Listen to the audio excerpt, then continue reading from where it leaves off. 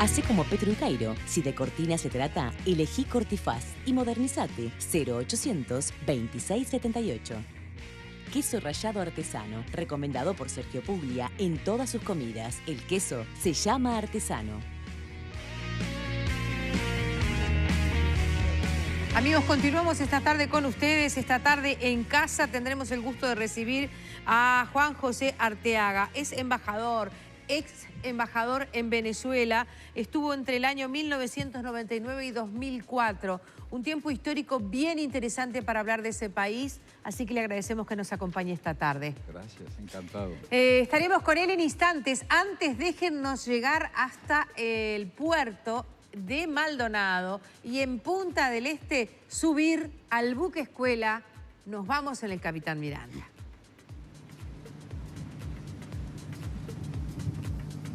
¿Qué tal? Buenas tardes. Así es, tenemos el privilegio de estar en vivo a bordo del velero escuela Capitán Miranda, un velero escuela que ha llegado en el marco de la Semana del Mar aquí a la Bahía de Maldonado y que ha estado continuamente recibiendo autoridades que lo visitan y mucha gente que lo está apreciando desde la costa porque la hermosa vela con ese sol de Páez Vilaró, la verdad que desde la costa se puede observar y realmente es una de las atracciones que tiene este velero Capitán Miranda, que está aquí en la Bahía de Maldonado, que en el mes de mayo va a ser un nuevo viaje de instrucción, pero para contarnos sobre las novedades y sobre cuál es la programación que tiene este buque, estamos con el comandante, con Diego Grolero. Bienvenido. Muchas gracias, buenas tardes a todos, a la audiencia. Bueno, realmente para nosotros, en el contexto en que estamos, es una tarde magnífica, así que mejor, imposible. Ha sido una semana hermosa para lo que es estar aquí en la Bahía de Maldonado y recibir todas esas visitas que me comentabas previamente. Sí, la verdad que en ese sentido hemos tenido mucha fortuna, más por la particularidad que fue esta temporada.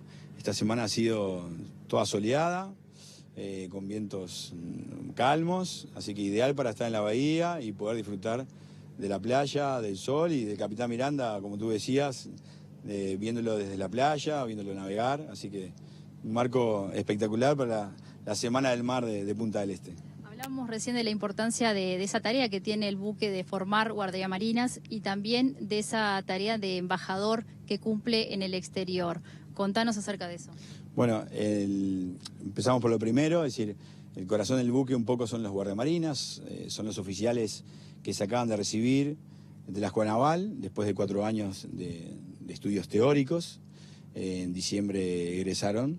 Y bueno, esta es la parte, digamos, el broche de su formación, donde realmente nos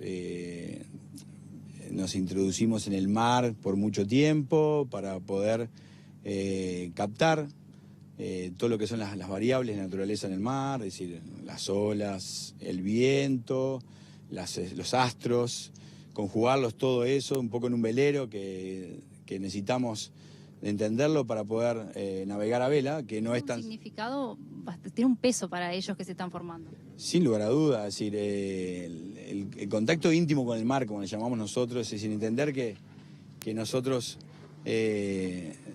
tenemos que estar por mucho tiempo en ese ambiente, no siempre favorable, como un día como hoy, sino en tiempos contemporales, en lugares hacinados, chiquitos, a veces mojados. Estamos entrando a ver algunas imágenes del puente de navegación, algo que ya aprendí aquí en un ratito nada más con las imágenes de Fernando Machado, mientras te escuchamos por la segunda pregunta, lo que hablábamos de esa misión de embajador que cumple el buque cuando visita otras zonas. Sí, el Capitán Miranda tiene la particularidad de que es un pedacito de territorio uruguayo que va en forma itinerante por el mundo. Como es un buque que tiene de tratamiento jurídico militar, es como si fuera lo mismo que una embajada.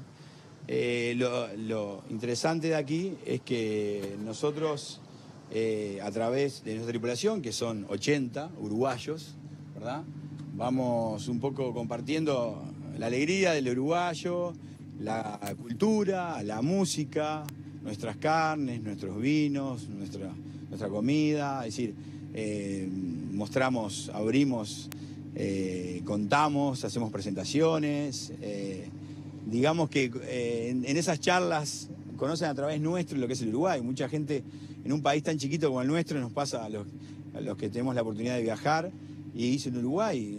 He escuchado una vez de Uruguay o no, pero nunca conocí un uruguayo. Bueno, acá pueden conocer 80 de uruguayos todos juntos.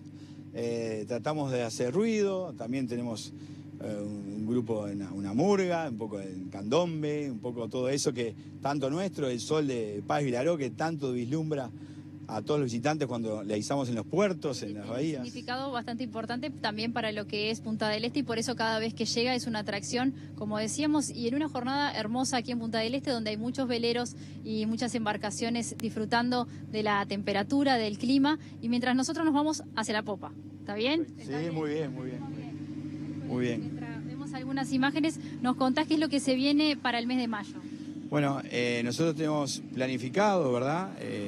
Digo planificado porque no está la aprobación oficial, de un viaje por toda América, digamos la costa este de América, Brasil, entrando por el Caribe y yendo hasta América del Norte.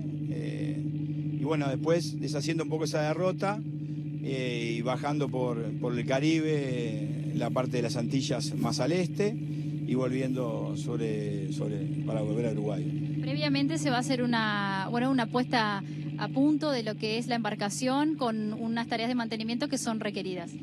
Sí, es correcto. Si bien el buque estuvo en la reparación mayor, donde la verdad que quedó muy bien, algo que se hizo en Uruguay con mano de obra uruguaya, ya está en tiempo de rutina.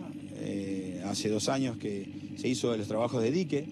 Dique es cuando el barco entra en una fosa, se le saca todo el agua y bueno, se tiene que mantener todo lo que está por debajo de lo que es la línea de flotación, todo lo que no se ve del barco, que es la única forma de hacer, donde están las hélices, los ejes, diferentes partes de estructura, la pintura, todo eso se tiene que hacer para brindar la seguridad necesaria para hacer un viaje de 5 meses como el que tenemos nosotros por delante, muchas millas y muchos mares, con que siempre nos encontramos con alguna tormenta y bueno, el barco debe estar seguro y tenemos que garantizar eso. Y bueno, eso ha sido entonces un poco la tarea que se viene para los próximos meses y bueno, y nosotros desde aquí te agradecemos realmente la presencia y la posibilidad de estar en vivo mostrando para la tarde en casa lo que es esta visita a la bahía de Maldonado del velero Escuela Capitán Miranda que partirá en el mes de mayo con 16 guardiamarinas en ese viaje de instrucción, que es una de las principales tareas, como decíamos, el corazón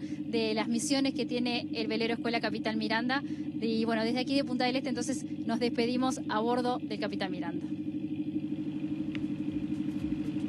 ¡Qué pena! ¡Qué pena! Señor embajador, eso sí que es un país para disfrutar, ¿eh? Ese pequeño territorio oriental. Y además el Capitán Miranda es un gran embajador uruguayo en el mundo, ¿no? Nos deja siempre muy bien. ¿A usted le tocó recibirlo estando destacado en Perú? En Perú, en Lima, me tocó, sí. Sí. También una vez creo que estando en Madrid yo de ministro fueron me parece que a Vigo, sí. Y iban después por el Mediterráneo, etcétera. Hicieron un viaje más europeo, pero este fue una especie de competencia de todos los barcos escuelas, ¿no? De todos los veleros, ¿no? El argentino, el brasileño, el chileno, el colombiano, no el venezolano, no Perú. Perú, curiosamente, no tenía velero, tenía un buque escuela a motor, a máquina. Y a raíz de eso, construyeron un enorme velero. Un velero peruano. Escuela peruano, lo construyeron. Y allí estaba nuestra cascarita de nuez, porque la verdad es que sí, pequeño, a nosotros nos parece pero bellísimo. muy afectivo, ¿no? Yo hice una reunión con todos los oficiales en la residencia y después fuimos todos. Fue el vicepresidente del Perú, cantidad de gente fue a la recepción que nos dio el capitán, ¿no? Estuvo muy representativo, aparte de la colonia uruguaya, de autoridades peruanas. Sí, muy bien. Embajador, primero que nada, bienvenido, muchas gracias por acompañarnos. Yo estoy repasando, déjeme ir ya al título de su último trabajo publicado, porque capaz que por ahí podemos empezar. Usted acaba de... Historia contemporánea del Uruguay. Bien. Ese es el último. Y estoy ligando ese último trabajo suyo, Historia Contemporánea del Uruguay, con una anécdota en la que usted y Hugo Chávez son los partícipes de la misma. Sí, sí. Un momento en el que usted, como embajador uruguayo, destacado ante el gobierno venezolano, en un acto público, colectivo y ante todo el mundo, recibe la pregunta a boca de jarro del entonces presidente Chávez, que le dice: usted es artiguista, embajador. Sí, sí, estábamos en un saludo de Año Nuevo, creo, del cuerpo diplomático. Él en todos esos actos siempre conversábamos algo, ¿no? Él siempre tenía, me quedé con la intriga porque él se había, ahí me dijo: embajador, ¿usted es artiguista? Y digo, por supuesto que sí, lo soy. Bueno, ahí empezó que le envié la historia, que le envié la única historia que tenía completa de Artigas, que era la de Street. Y bueno, y ahí empezó a citar a Artigas en todo momento, ¿no? En todas las fiestas. Y recuerdo que él, los días de la fiesta nacional, ¿no? Nosotros teníamos 2 actos con él. Uno cuando él sacaba la espada de Bolívar de una especie de enorme caja fuerte, ¿no? La espada de Bolívar ese día, etcétera. Bueno, y ahí siempre hacía un ataque brutal a la colonización española, ¿no? Entonces el pobre embajador de España se iba poniendo colorado, verde, azul, bueno, ¿no? Pero en esos actos... Pero igual asistía. Y sí, claro, igual asistíamos todos. Y en las conferencias que él Digo, nos daba... igual asistía el embajador de España, porque Sí. podía declararse Sí, indispuesto. Sí. Bueno, como decía el embajador de México, y bueno, para eso nos pagan el sueldo, tenemos que venir, porque a veces eran 3 horas, 4, 5, ¿no? Y las sillas eran muy incómodas. Entonces uno ya no sabía más o menos cómo estar, ¿no? Pero él tenía una personalidad muy cordial, muy simpática, ¿no? Ahí venía su carisma, sin duda, y bueno, y siempre, digamos, conversábamos mucho, pero digo, hay una... Lamentablemente el doctor Valle falleció, ¿no? Lamentablemente. Y yo, a pesar de que cuando llegué a Montevideo me lo encontré en una reunión que había de ADM, en ese momento me olvidé de preguntarle por qué. Porque el doctor Valle le hizo un chiste al presidente Chávez. Porque se sentaban al lado. La caballería. Entonces un día me dice: embajador, ¿y cómo era el chiste de la caballería? Y yo, ¿de qué me está hablando? Porque el presidente Valle le había en... hecho un chiste, me dijo, que creo que tenía relación a infantería y caballería, ¿no? Pero era algo contra la caballería. Consultar a Montevideo vía diplomática. Claro, no, para poder nunca, estar a la altura. ¿Vos sabés el chiste? No, porque no. Lo que sé es que por orden alfabético, Uruguay y Venezuela se sentaban al lado. Entonces, claro. porque Valle hacía bromas. Sí, ahí hubo a pesar de las diferencias, intervención famosa, ¿verdad? Una intervención famosa cuando la cumbre del ALCA en Quebec, ¿no? Que era con la presidencia de Bush hijo, ¿no? Y el comandante Chávez se opuso totalmente a cualquier tratado de libre comercio. Entonces el presidente Valle después toma la palabra y le dice: pero, presidente, usted ya tiene el tratado de libre comercio con Estados Unidos. Si usted lo que vende es petróleo, y usted tiene 14.000 estaciones de servicio, gasolineras, como le dicen ellos. Si usted me permite poner una heladera para vender carne uruguaya en cada estación de servicio, yo ya tengo el libre comercio con Estados Unidos, ¿no? Aparentemente ese rifirrafe, que Valle era un hombre de humor, ¿no? Oh, por supuesto. Yo cuando llegó a la presidencia, como digo, yo lo conocí gracias a Chávez el 28 de febrero del 2000, porque el presidente Chávez vino y yo vine a acompañarlo para ayudar de que todo, no era un presidente fácil, ¿no? Entonces, para que todo funcionara, saliera Recuerdo bien. que periodísticamente la guardia de corps que traía era inaccesible. Lo hacía inaccesible. Lo que pasa es que la broma de Jorge Valle apunta a un tema crucial. Claro. Es la retórica y la ideología versus la realidad. Sí. Obviamente, con ese tipo de vínculo con Estados Unidos, cualquiera se opone. Claro, a un tratado de libre comercio. Para el petróleo no hay TLC ninguno. Claro. Es un producto free, libre, ¿no? Se vende y punto. Y lo compra el que quiere, hay un mercado internacional ya. Y además, Venezuela tiene toda la cadena. Es decir, lo produce. Tiene 3 refinerías en Estados Unidos y tiene las gasolineras. Todo en Estados Unidos. Todo en Estados Unidos. Es decir, que lo produce, va en barco a Texas, allí desembarca y tiene todo el proceso, porque el petróleo venezolano es muy duro, entonces necesita refinerías especiales. Y en la década del 80, en un gran negocio, el gobierno venezolano compró una refinería, pues hizo otra, y fue comprando unas cadenas, entonces tiene el ciclo completo, ¿no? Y de ahí lo de las heladeras déjeme poner unas heladeras en esas 14.000 gasolineras para vender la carne uruguaya, ¿no? Que ahí vino aquella tragedia espantosa que tuvimos todos los uruguayos, ¿verdad?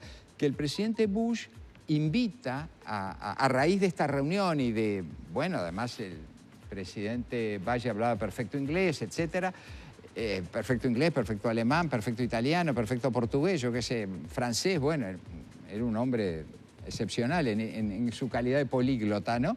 Y lo invita, entonces él va a Washington después de Montreal, o de Quebec, perdón, fue en Quebec, y entonces sucede aquella tragedia que relata Paulillo, ¿verdad? Que el presidente va a reunirse con Bush y le avisan que aquí hay un foco. Artigas, aftosa. Un foco de aftosa. Terrible. Y entonces dice, ¿qué le digo? Le vengo a pedir ingreso para la carne uruguaya. ¿Qué le digo? Y esa fue un poco, bueno, toda la tragedia nacional que acompañó la grave crisis del 2001-2002, ¿no? En tiempos como estos en los que se habla de ayuda humanitaria, sí, justamente desde los Estados Unidos, también estas cosas creo que hay que ponerlas sobre la mesa. Pero le pregunto, ¿usted estaba de embajador en Venezuela cuando Chávez sale de esa suerte de irrealidad que fue aceptar la idea de que estaba enfermo y no que había sido un sabotaje de una mala o maléfica, sino que él en definitiva era una persona que estaba padeciendo una enfermedad avanzada, ya con pronta situación? Cuando él falleció yo estaba de embajador en el Perú. Ajá. Sí, cuando él nombra, digita, visibiliza como heredero a Maduro, bueno, ¿qué se quiebra ahí? Yo ahí le tengo que explicar un pequeño antecedente, ¿no? En el 2002 hay dos hechos políticos graves para Chávez, ¿no? Uno es el golpe, ese golpe que fue dado entre empresarios, empresas televisivas, el ejército, en fin, porque los partidos prácticamente no existían, es decir, se habían quedado arruinados. Bueno, a raíz de toda la crisis que había habido ya del 80-90. Bueno, entonces, ¿qué es lo que permite que Chávez, un outsider, llegue al poder con un gran respaldo popular, ¿no? Porque además la figura de Chávez es la figura del vengador. Es decir, porque Venezuela es un país rico, todos somos ricos. ¿Por qué yo soy pobre? ¿Quién me quitó lo mío? ¿No? Eso dice el venezolano. Eso dice el venezolano. El medio y el medio bajo. Claro, claro. Y el medio bajo. Bien, sociológicamente lo interpretó perfecto. Bueno, y que está en esa frase, con todo respeto lo digo, que uno en la calle, cuando uno iba por los pocos lados que se podía caminar, o cuando bajaba del auto, aparecía uno y decía, como aquí hay Cuidaco, decía, ¿qué hay para mí, doctor? Porque todo lo que veían blanco y con corbata era doctor, ¿no? Doctor, ¿qué hay para mí? ¿Qué me está pidiendo? Sí, claro, yo al principio, bueno, entendía ¿qué hay para mí? ¿Qué parte de la torta me tocó? Entonces, inmediatamente después de ese golpe, que es 11-12 de abril de 2002, y al cual Chávez regresa porque el general, que era el comandante de Maracay, ¿verdad?, es el único que dice, ¿y dónde está la renuncia? ¿No? La renuncia nunca, Chávez no la había firmado porque le habían negado el avión para salir con su familia. Se quería ir a Cuba con su familia. Y un militar se le ocurre decir, no, como en la manifestación previa había habido como 21 muertos, va a ser juzgado por los muertos, porque hubo francotiradores en edificios altos que disparaban porque Chávez les tenía prohibido entrar al centro y acercarse a Miraflores. Entonces, cuando esa manifestación dice, vamos a ir a Miraflores, manifestación, ahí viene esto, ¿no? Los balazos, etcétera. Bueno, y hay otros, todavía hay unos policías de la alcaldía que eran de oposición que todavía están presos por eso, ¿no? Bueno. El propio general que lo rescató, sí, y luego fue ministro. Ministro de Defensa. Hace 5 años que está preso. Sí, también está preso. Sí. El precio de ese tipo de personalidades carismáticas y extremadamente autoritarias es la crítica. Claro, cuando hay crítica se acabó. Todos van a la cárcel, digamos, ¿no? O al exilio. Es la tragedia que está pasando ahora. Entonces, luego viene la huelga petrolera, donde Chávez, de los 38.000 empleados que había, echa por televisión en un día 18.000. ¿No? Eso lo vi yo. Entonces, claro, ahí viene que la crisis de la empresa petrolera. Porque la empresa petrolera, cuando la nacionalizó Carlos Andrés Pérez, mantuvo los cuadros profesionales, técnicos, no lo convirtió, nosotros tenemos alguna experiencia en empresas, ¿no? No lo convirtió en una canonjía política, ¿no? Lógicamente, es el presidente que cambiaba, siempre nombraba el presidente, el directorio, pero había todo un organismo muy técnico, ¿no? Ellos se basaban justamente en la meritocracia, todos los empleados de petróleo, en la meritocracia.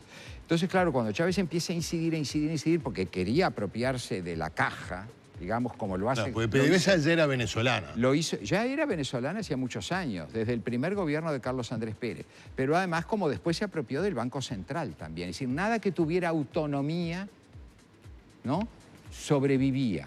Entonces ahí vino la crisis. La empresa que con 38.000 empleados exportaba 3,5 millones de barriles por día, ahora con 140.000 empleados exporta 1.100.000 barriles diarios.